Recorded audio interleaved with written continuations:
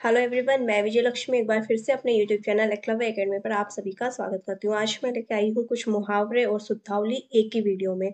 मतलब हम लोग शुद्ध वर्तनी देखेंगे और मुहावरे देखेंगे। पहले हम 30 मुहावरे देखेंगे, उसके बाद 20 शुद्ध वर्तनी देखते हैं।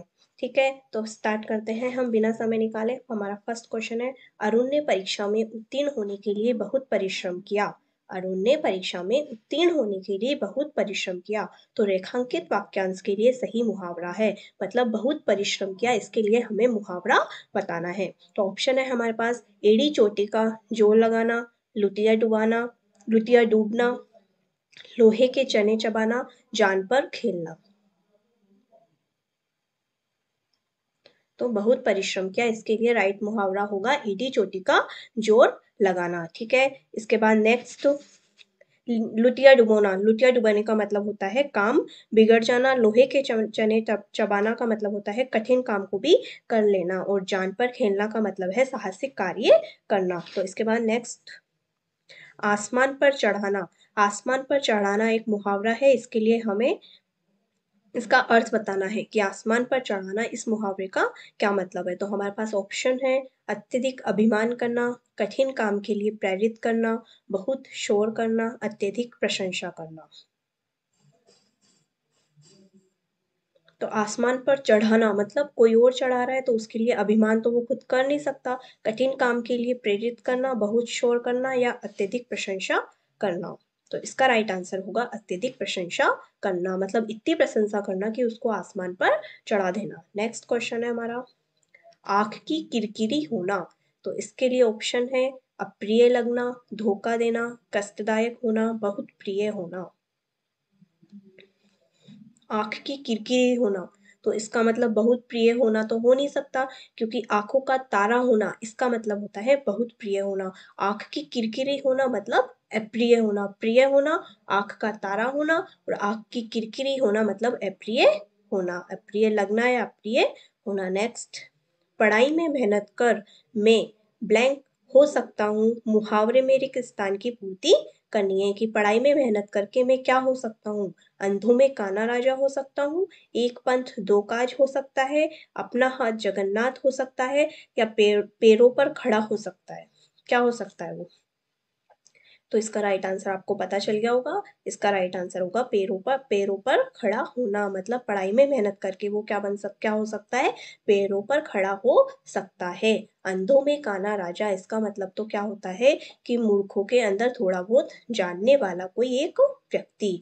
एक पंथ दो काज मतलब एक तरीके से दो कार्य कर लेना। अपना हाथ जगन्नाथ मतलब अपना हाथ पावरफुल, मतलब अपना स्वयं से कार्य को करना, अपने सारे काम स्वयं से करना।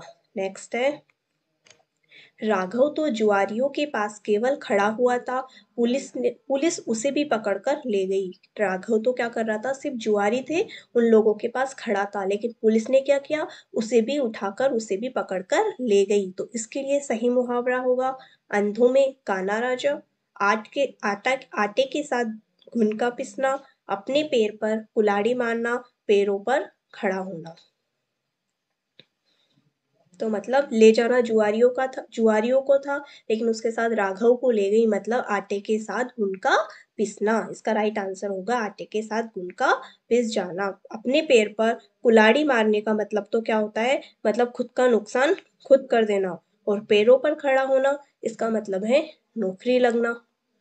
अंधों में काना राजा मतलब मूर्खों में थोड़ा वो जानने वाला। इसके बाद नेक्स्ट देखते हैं हम, इस सिर हथेली पर रखना, इसका अर्थ है, हमारे पास मुहावरा है कि सिर हथेली पर रखना। ऑप्शन है, वीरता का प्रदर्शन करना, पराजय स्वीकार कर लेना, मरने के लिए तैयार होना, अहम का विसर्जन करना। अहम का मतलब होता है घमंड। तो इसका राइट आंसर क्या होगा, सिर हथेली पर रखना, इसका मतलब होता है मरने के लिए तैयार हो जाना। युद्ध में जाने के लिए सिर हथेली पर रख लिया, मतलब मरने के लिए वो तैयार हो गया, मतलब मरने से डरा नहीं। नेक्स्ट, टांग अड़ाना। टांग अड़ाना मुहावरे का अर्थ है, ऑप्शन है, अवरोध पैदा करना, बहुत आसान काम करना, कठोर परिश्रम करना, या हाथ धोना। तो टांग अड़ाना, इसका राइट आंसर क्या होगा? अवरोध पैदा करना, मतलब किसी के काम में टांग अड़ाना मतलब किसी के काम में बाधा उत्पन्न कर देना, अवरोध उत्पन्न कर देना। इसके बाद इसका ऑप्शन है एक, बहुत आसान काम। बहुत आसान काम का मतलब तो क्या होता है कि मतलब अपने मुंह में निवाला देना, क्योंकि जो निवाला अपन मुंह में देते हैं वो अपन आंखें बंद करके भी दे सकते हैं, इसलिए वो क्या होता है, बहुत आसान काम होता है। कठोर परिश्रम करना, इसका मतलब होता है समुद्र मंथन करना। समुद्र मंथन क्या होता है? कठोर परिश्रम। और हाथ धोने का मतलब होता है खो देना। खो देना मुहावरे का अर्थ है हाथ धोना। और कठोर परिश्रम करने के लिए कौन सा मुहावरा है? समुद्र मंथन करना। बहुत आसान काम क्या? मुंह के अंदर निवाला देना। और टांग अड़ाना का सही अर्थ क्या है? अवरोध पैदा करना या कोई बाधा उत्पन्न करना। नेक्स्ट, अंतर के पट खोलना। अंतर के पट खुलना मतलब इसका अर्थ बताना है हमें। ये मुहावरा है। ऑप्शन है प्रशंसा करना, भेद खोलना, विवेक से काम लेना, अपमानित करना। तो अंतर के पट खुलना का मतलब है विवेक से काम लेना। नेक्स्ट, जुबान पर लगाम न होना। जुबान पर लगाम न होना, इसका क्या अर्थ है? स्पष्टवादी होना, अनावश्यक रूप से स्पष्टवादी होना, सदैव कठोर वचन कहना, सर्वत्र अपनी वाग्मिता दिखाना।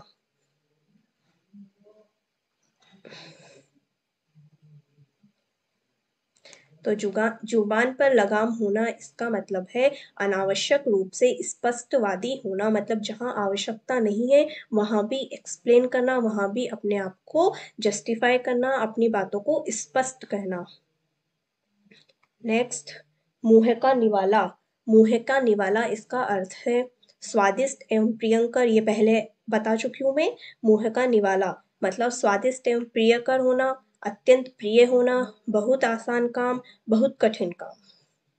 तो मुंह का निवाला मतलब हम लोग आंख बंद करके भी खाना खा सकते हैं, तो मतलब जो मुंह का निवाला है वो कहीं और नहीं जाएगा, ओनली हमारे मुंह में जाएगा। तो इसलिए ये क्या है? ये बहुत आसान काम है।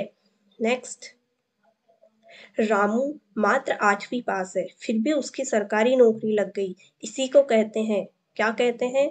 धोखा हो जाना, किस्मत चमकना, अंधी के हाथ बटेर लगना, या आग बबूला होना।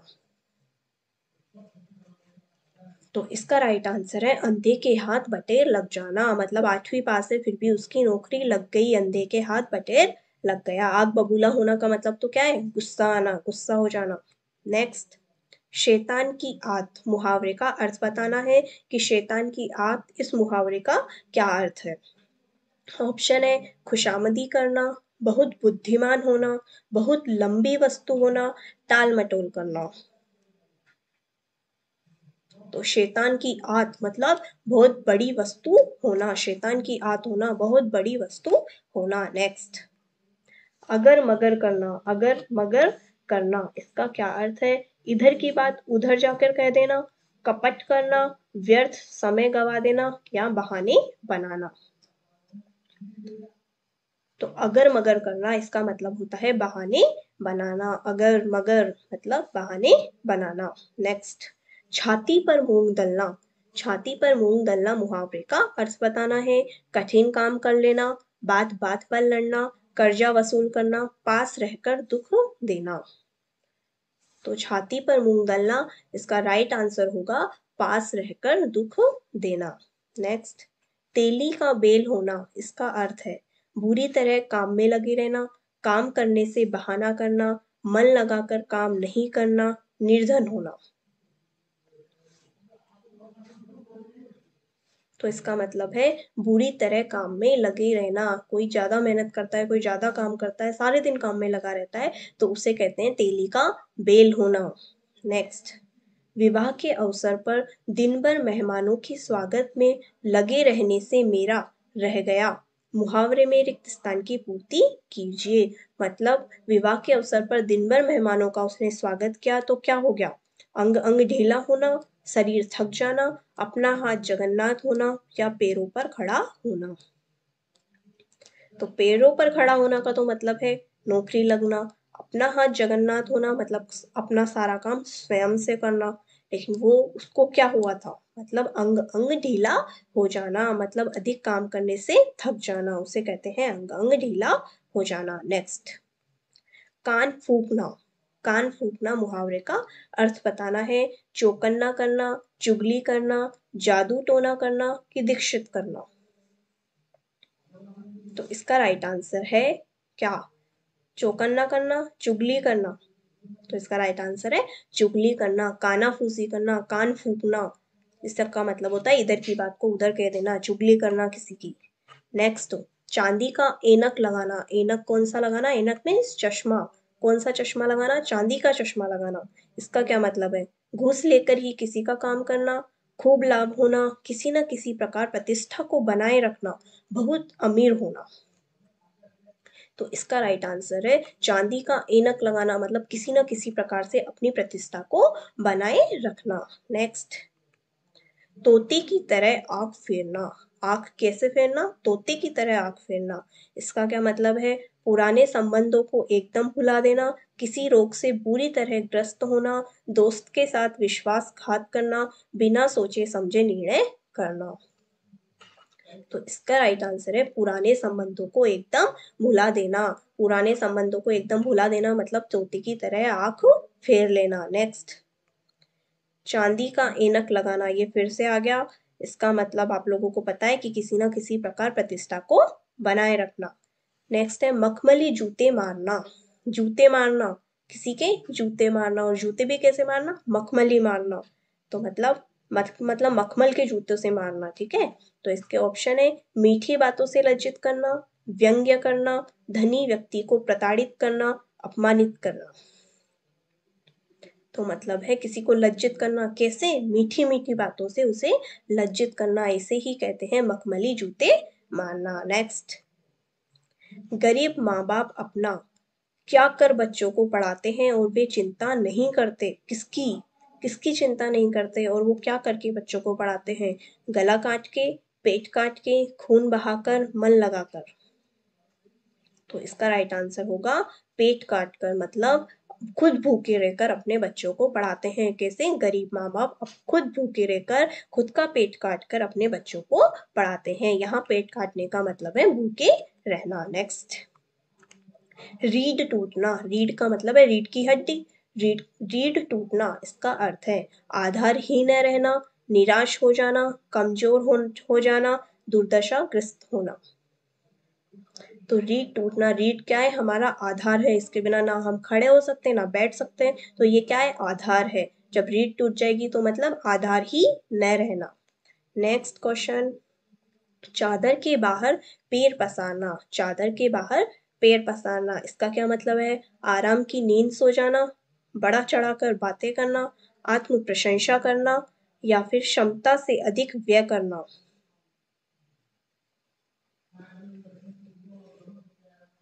तो इसका मतलब है क्षमता से अधिक व्यय करना।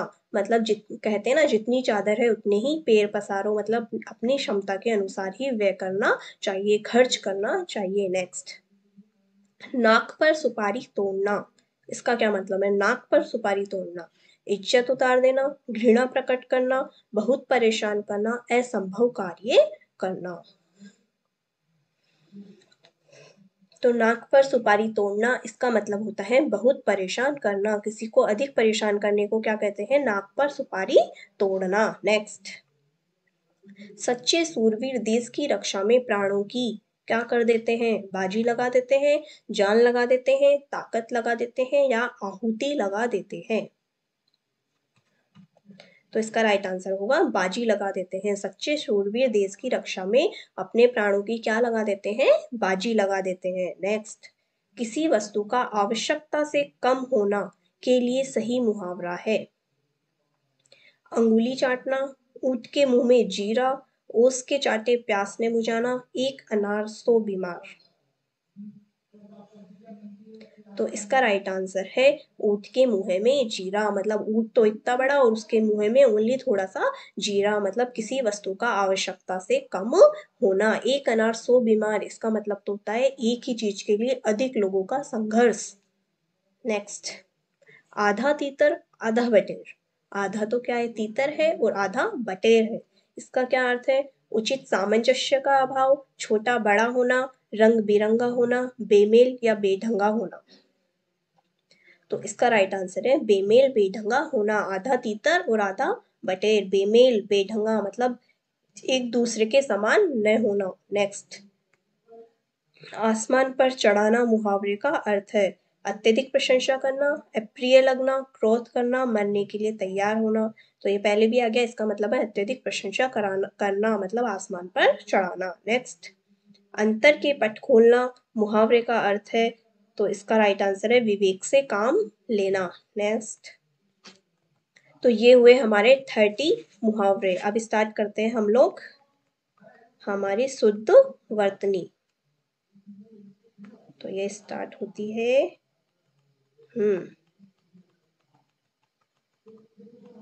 हमारा फर्स्ट क्वेश्चन है, दिए गए शब्दों में शुद्ध वर्तनी वाला शब्द है। हमें शुद्ध वर्तनी बतानी है कि इन चारों में से कौन सा शुद्ध है। तो सुषुप्ति, ये आप लोग देखिए सब सुषुप्ति है, सुसुप्ति, सुस्पति, सुस्पति, सुषुप्ति। तो इसका राइट कैसे, हम सुषुप्ति को कैसे लिखेंगे,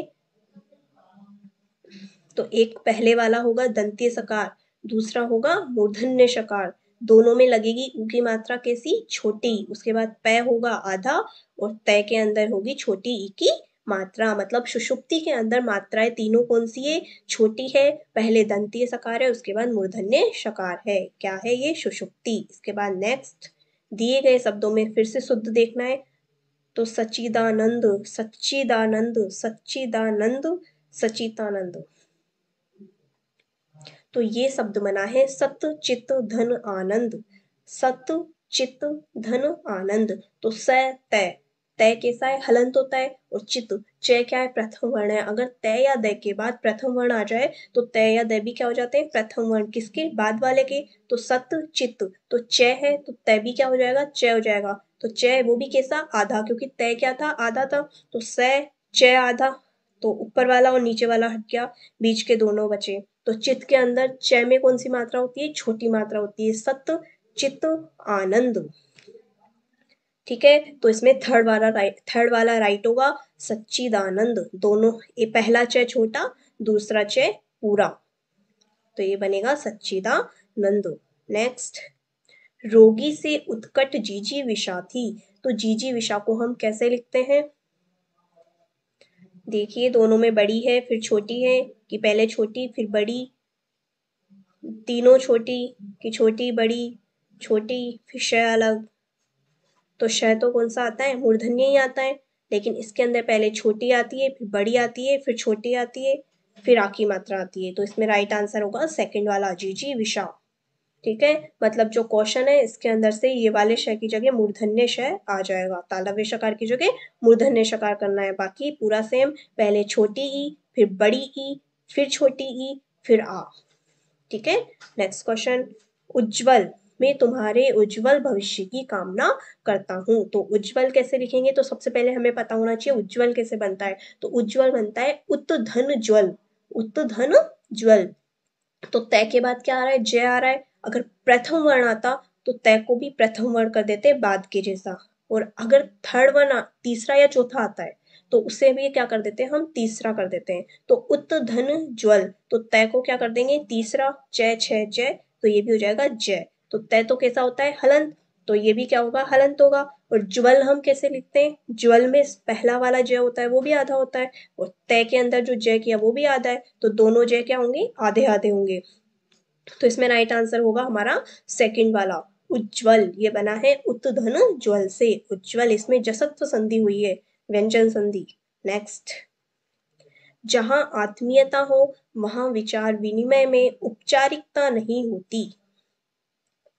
तो ये औपचारिकता जो शब्द है ये उपचार शब्द से बना है, और अगर किसी भी शब्द के अंदर इक प्रत्यय जुड़ जाए तो हमें आगे आगे करना होता है, या तो आ की मात्रा, या आई की मात्रा, या औ की मात्रा। ठीक है, तो सबसे पहले इसमें इक प्रत्यय जुड़ा है, औपचारिकता। ठीक है, तो इक प्रत्यय जुड़ा हुआ है, एंड में इक लगा हुआ है, तो हमें शुरू में या तो आ करना है, या आई की मात्रा करनी है, या औ की मात्रा करनी है। ठीक है, तो बीच के दोनों तो हट गए, तो बचा फर्स्ट और लास्ट वाला। ठीक है, औपचारी औपचारी, तो इनमें अंतर क्या है, बड़ी ई का और छोटी ई का। तो औपचारिक, जब हम उपचार सबसे औपचारिकता बनाते हैं तो इसमें जो इक प्रत्यय जुड़ता है ये छोटा ई वाला होता है। ठीक है, तो मतलब इसमें राइट कौन सा होगा, फर्स्ट वाला। तो ये बन जाएगा औपचारिकता। नेक्स्ट, देश सेवा के मार्ग पर चलते हुए उन्होंने व्यक्तिक कष्टों की बिल्कुल परवाह नहीं की। व्यक्तिक मतलब श्रम के। तो इसमें भी क्या है, इक प्रत्यय जुड़ रहा है। इक प्रत्यय जुड़ रहा है तो शुरू में या तो आ होगा या ऐ की मात्रा होगी या औ होगा। तो शुरू में ऐ वाला लेना है, लास्ट वाला तो इसमें वैसे ही हट गया। अब बचा क्या, तीनों। अब तीनों में अंतर है कि बड़ी ई आएगी कि छोटी ई आएगी। तो व्यक्ति में हम कौन सी लगाते हैं, छोटी लगाते हैं, तो ऑब्वियसली फर्स्ट वाला राइट हो जाएगा। इसका राइट आंसर होगा व्यक्तिक, फर्स्ट वाला आंसर। नेक्स्ट, दिए गए शब्दों में शुद्ध वर्तनी बतानी है। ज्योत्सना, ज्योत्सना, ज्योत्सना, ज्योत्सना।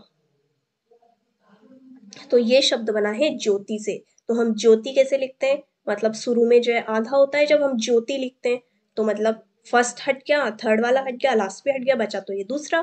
तो ये कौन सा सही हो जाएगा, ज्योत्सना सेकंड वाला, क्योंकि ज्योति कैसे लिखते हैं हम, शुरू का जय आधा होता है और ज्योत्सना का अर्थ होता है कौमुदी।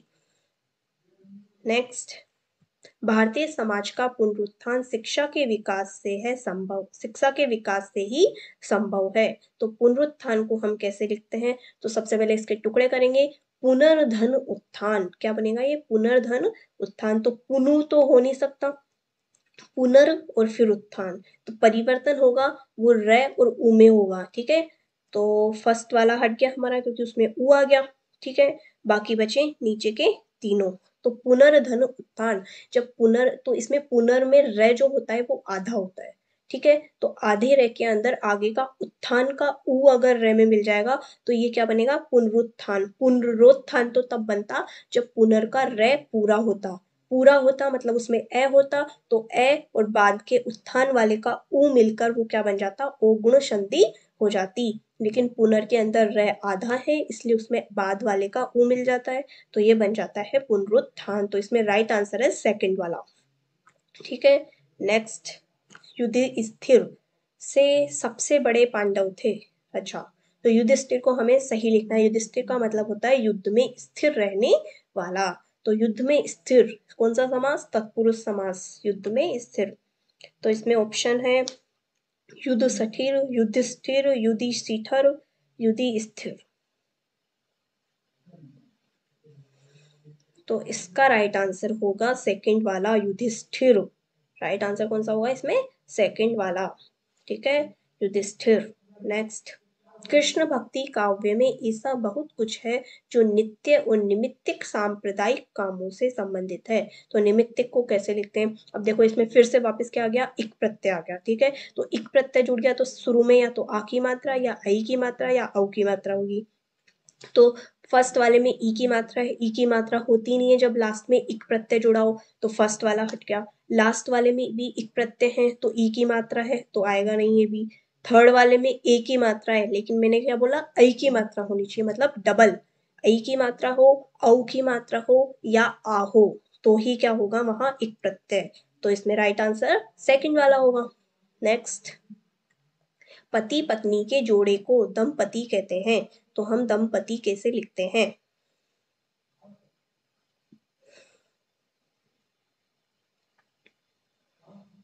तो इसका राइट आंसर होगा सेकंड वाला, दंपति। दंपति में दो मिले मतलब बड़ी ई की मात्रा हो गई, छोटी छोटे मिलकर बड़ी ई, तो दंपति में कौन सी ई की मात्रा आती है, बड़ी ई की मात्रा आती है हमेशा। नेक्स्ट, संस्कृत संश्लिष्ट भाषा है।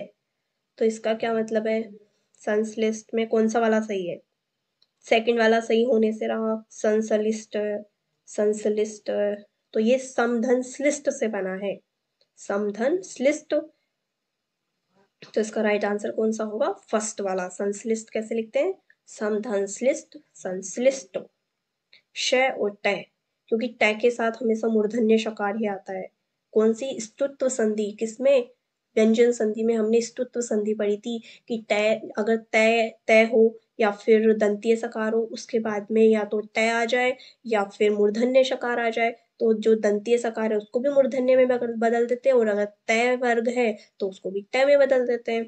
तो इसलिए यहाँ पे क्या है, ये वाला श और तय आया है, दोनों क्या है, मूर्धन्य है। नेक्स्ट, शुद्ध वर्तनी का चयन कीजिए। तो सन्यासी, सन्यासी किससे बनता है, समधन्यासी। समधन न्यासी, तो मतलब मैं और न दोनों होना चाहिए। तो सेकंड वाले में ओनली न है, मैं कहाँ है, सन्यासी में मैं कहाँ है, सन्यासी में भी मैं नहीं है, तो इसमें फर्स्ट वाला सही है, समधन्यासी, तो ये बन गया सन्यासी। नेक्स्ट, व्यवहारिक, व्यवहारिक कैसे लिखते हैं, तो वापस वही क्या आया, इक प्रत्यय आया, तो इक प्रत्यय में शुरू में क्या होगा, ये किससे बना है, व्यवहार शब्द से बना है, ठीक है। तो मतलब या तो आ की मात्रा या ऐ की मात्रा या उ की मात्रा, ठीक है। तो इसमें चारों में चारों सही हो सकते हैं, क्योंकि चार फर्स्ट वाले में भी आ की मात्रा आ गई, सेकंड वाले में ऐ की आ गई, फिर आ की आ गई, फिर ऐ की आ गई। अब हमें इसे किसी और तरीके से देखना होगा। तो सबसे पहले व्यवहार शब्द से ये बना है, ठीक है। तो व्यवहार, तो सेकंड वाला देखो, व्यवहार, तो इसमें ये कहाँ गया, तो सेकंड वाला हट गया, ये भी तो होना चाहिए व्यवहार से। तो व्यवहार, थर्ड वाला व्या, व्या कहाँ से आ गया, ये तो व्यय वहार होना चाहिए, सेकंड वाला हट गया। थर्ड लास्ट वाले में यह है ही नहीं, तो व्यवहार तो पूरा होना चाहिए।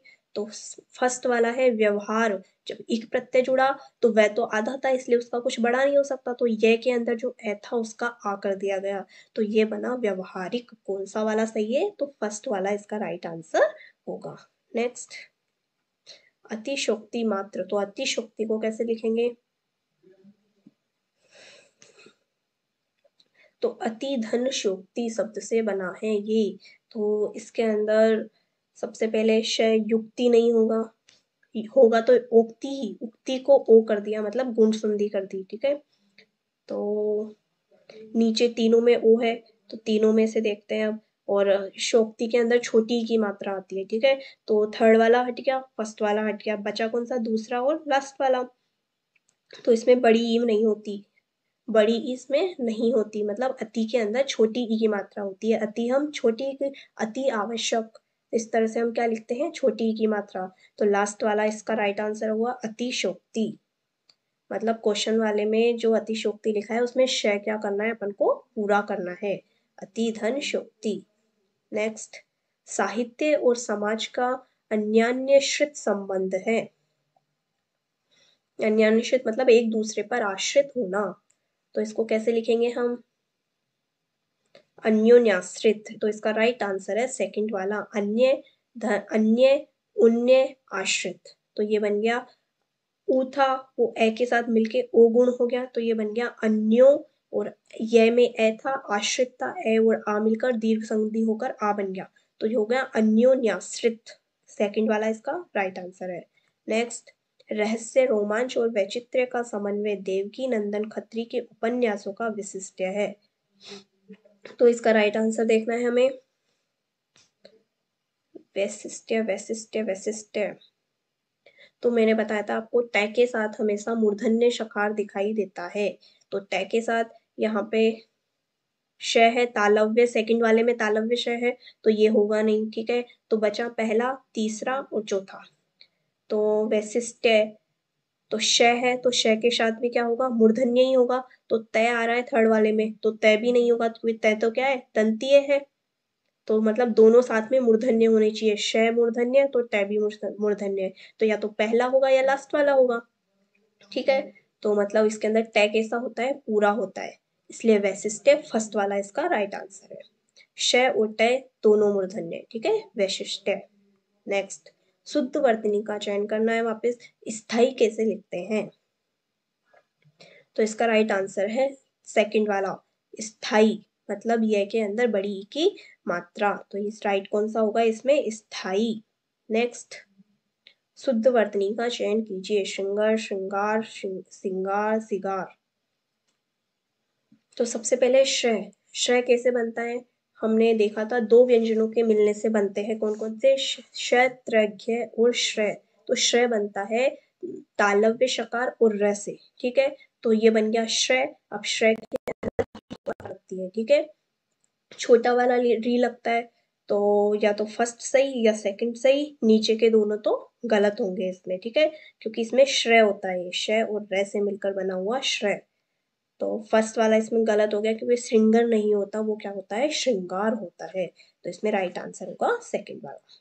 नेक्स्ट, कवित्री बतानी, कवित्री कैसे लिखा जाता है, कवित्री, कवियत्री, कवयित्री या कवियित्री।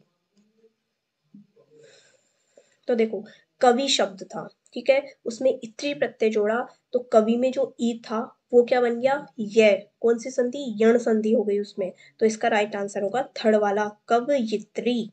कवयित्री, कव ऐसे कैसे, य के अंदर छोटी की मात्रा और त्र के अंदर बड़ी की मात्रा, तो ये बनेगा कवयित्री। ठीक है, तो ये हुए हमारी शुद्ध वर्तनी और कुछ मुहावरे। ठीक है, थैंक्स फॉर वॉचिंग माय